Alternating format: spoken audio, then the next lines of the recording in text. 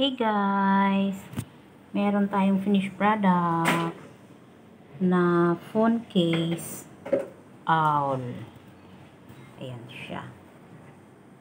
Ito yung ating button yan guys. DIY na mata niya. Button-ness. Yan. So, i-open natin. Ayan siya guys. Ayan. Ganyan. Tingnan nyo naman kung ano siya kaganda. And then, ito yung kanyang tuka.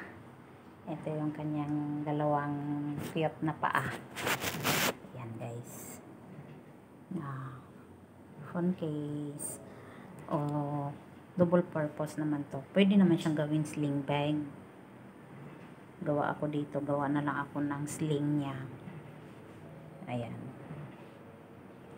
Kasi medyo nakapos lang ako dito pag mahaba kasi yung cellphone ko, dapat ito dugtungan pa siya hanggang dito pa, isang dugtong pa, medyo maano siya hindi siya ganun ka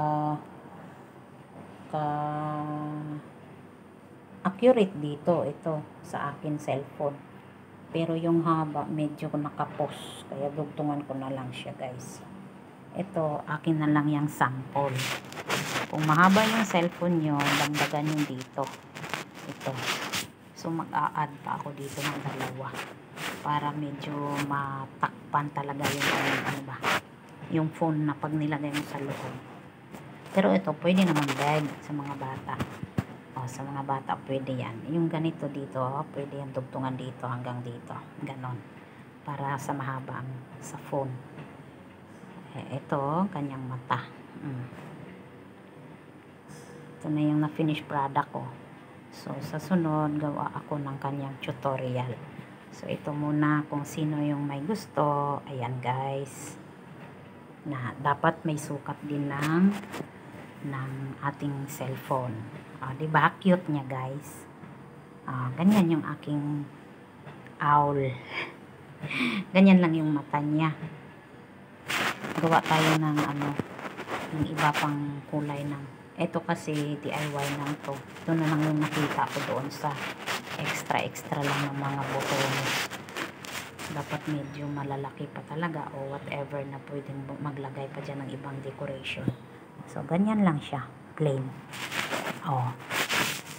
Pero at least nakagawa tayo ng panibagong project. Ayan. Ang ating material ay acrylic yarn ito guys. Soft talaga siya. Soft. Acrylic yarn.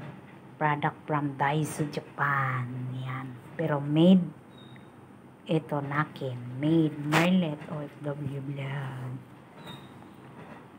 Yan. Thank you.